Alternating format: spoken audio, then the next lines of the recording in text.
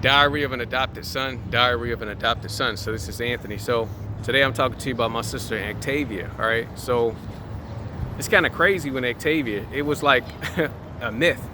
She was kind of like a myth growing up because our sister Trina, she used to always say, hey, our mother Cynthia had 10 kids, right?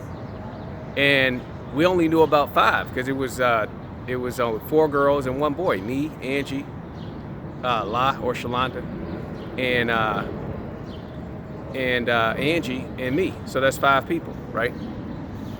But it was another 5 kids as well. So in Antavia, it's kind of weird. Like, we always heard that she existed. We always heard that she was around somewhere, but we didn't know where she was at.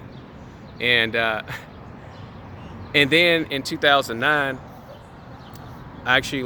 Trina actually found my biological mother. Okay, and when I talked to her, she said, hey, you got a sister named Antavia. I said, yeah, I heard about Antavia all these years.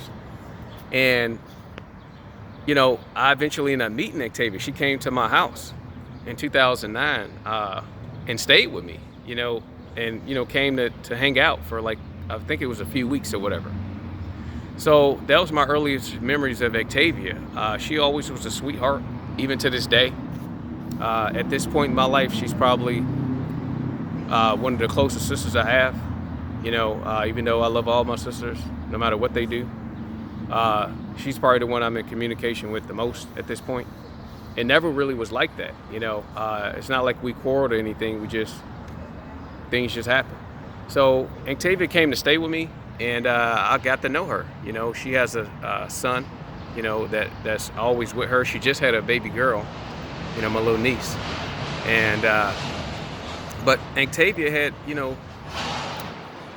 some issues of her own. She actually was involved in that church that I talked about with my biological mother, Cynthia. I'm not going to call it a cult because that offends my mother, Cynthia. So, she was a part of the church. Okay, she was a part of the church, and she grew up in the church, from what I understand. From what she told me, she kind of grew up in the church with my biological mother, Cynthia. And then, for whatever reason, she wanted to get away from the church. And she got away from the church and started doing things on her own. And she had some issues with herself, without giving out too much of her personal business. She had kids. She had a few kids, before she had her son Ryan and her baby girl that she just had. And they're actually, in the system right now.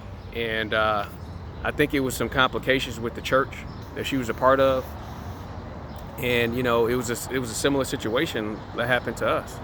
I was with my biological mother Cynthia for some years, and then things happened where the state came in and got the kids. So I think I empathize with Antavia when it comes to children.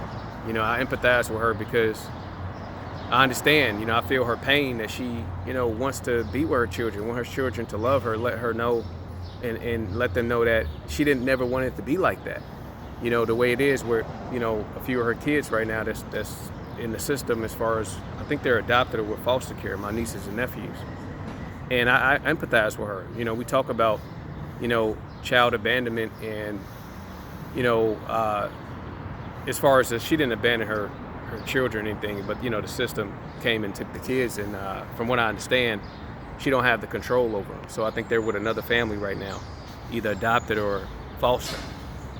And so I empathize with Antavia when it comes to children and feeling the pain of not being able to grow up with them and see them as much, and really wish they knew the real story.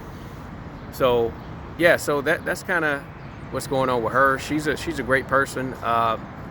Some people in my biological father's side of the family don't like her or whatever. People quarrel. People quarrel. So, but I always stayed neutral with Antavia. I mean, she never really disrespected. I mean, we kind of had a few words a few times. But I understand she was mad when whatever she said, she was mad. When people are angry, you can't down people for one thing that they say. You got to see how their attitude is over time, right? Does that make sense? So that's my sister Antavia. We're still cool to this day. You know, I plan to come see her. I haven't seen her in a while, you know, but we always text and communicated. And she always gave me the 411.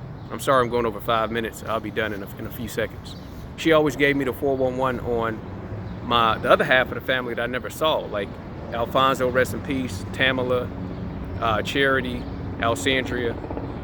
She always gave me the 411 on, you know, where they were and, you know, how they're doing and stuff like that. So this is Anthony, Diary of an Adopted Son. Appreciate you guys. Like, comment, subscribe, share. Peace out.